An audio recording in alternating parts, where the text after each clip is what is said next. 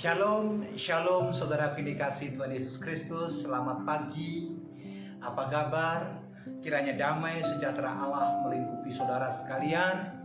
Dan sebelum kita masuk dalam renungan pagi Word of Wisdom, mari kita berdoa. Kita datang kepada Tuhan, kita minta tuntunan Tuhan. Tundukkan kepala, kita berdoa.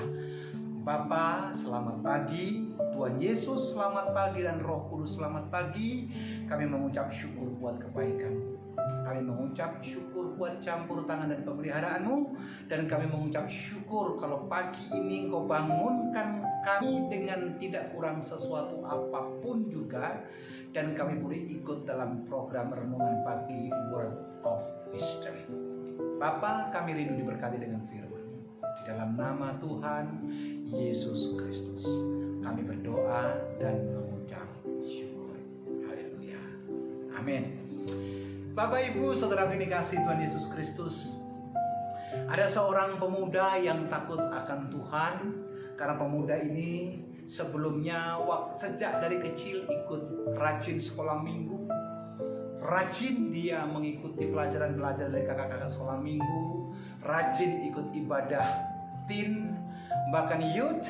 Bahkan terakhir dia ada di young adult atau dewasa muda.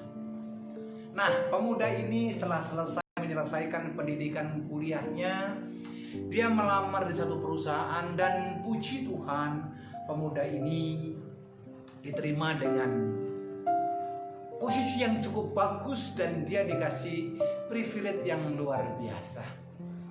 Tetapi keanehan-keanehan mulai terjadi, di mana anak muda yang takut akan Tuhan ini mulai melihat kecurangan demi kecurangan, kenakalan demi kenakalan, bahkan sesuatu yang seharusnya tidak boleh dilakukan, banyak karyawan lain lakukan, bahkan mayoritas dari karyawan yang lain melakukan itu. Sampai suatu ketika dia ditegur oleh atasannya. Kenapa kamu melawan arus? Kenapa kamu tidak melakukan seperti yang kawanmu lakukan?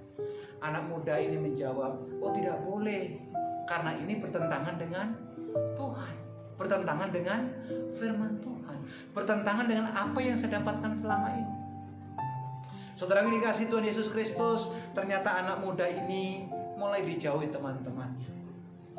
Hingga satu hari dia kaget luar biasa. Kenapa? Karena dia mendapatkan SK pemindahan posisi di tempat yang tidak semestinya. Tetapi anak muda ini dia terima dengan sukacita.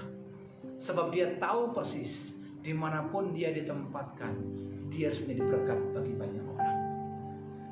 Anak muda ini menyadari bahwa kebenaran tidak bisa semena-mena dijalankan pada satu lingkup yang tidak takut akan Tuhan. Tapi anak muda ini punya prinsip, dia berharga di mata Tuhan. Mari kita baca renungan singkat surat penggembalaan Rasul Paulus buat jemaat di Kolose, yaitu Kolose pasal 3 ayat yang ke-23.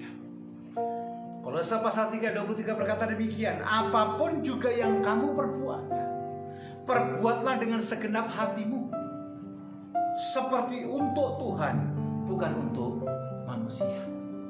Anak muda ini punya kemampuan sebenarnya bisa menyesuaikan diri dengan apa yang terjadi dengan lingkungannya. Anak muda ini bisa saja ikut-ikutan karena memang lingkungan seperti itu. Tetapi anak muda ini menyadari bahwa dalam dirinya ada Tuhan, dalam hidupnya ada Allah. Bahkan dalam setiap tingkah lakunya ada Tuhan. Dalam pekerjaannya pun ada Tuhan. Dan dia ingat sekali dengan ayat ini, apapun juga yang kamu perbuat, perbuatlah dengan segenap hatimu seperti untuk Tuhan, bukan untuk manusia. Jadi anak ini menyadari ketika dia bohong, tentu Tuhan tahu. Ketika dia berdusta, tentu Tuhan tahu.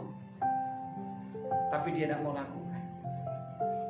Saudaraku yang dikasihi Tuhan Yesus Kristus, bukankah lingkungan kita terkadang mengajak kita berbohong? Saudara yang dikasihi Tuhan, bukankah bisnis kita terkadang membuat kita harus melakukan tindakan-tindakan yang tidak sejalan dengan Tuhan? Bahkan pertemanan kita yang tidak didasari dengan rasa takut akan Tuhan, itu akan membawa kita kepada sesuatu yang menjauh daripada Tuhan. Saya ingatkan sekali lagi, ini penting sekali buat kita semuanya, supaya hidup kita mendapatkan damai sejahtera, berkat dan kelimpahan. Sebab apa? Anda dan saya berharga di mata Tuhan. Apapun juga yang kamu perbuat, perbuatlah dengan segenap hatimu seperti untuk Tuhan dan bukan untuk manusia. Mungkin manusia tidak senang ketika Anda terlalu jujur. Mungkin manusia tidak terlalu senang ketika Anda terus 100% mengikuti Tuhan. Tapi dengar baik, upah kesetiaan adalah kemenangan.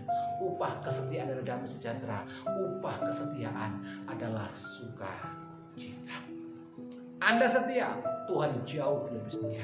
Anda taat, Tuhan tidak pernah meninggalkan saudara.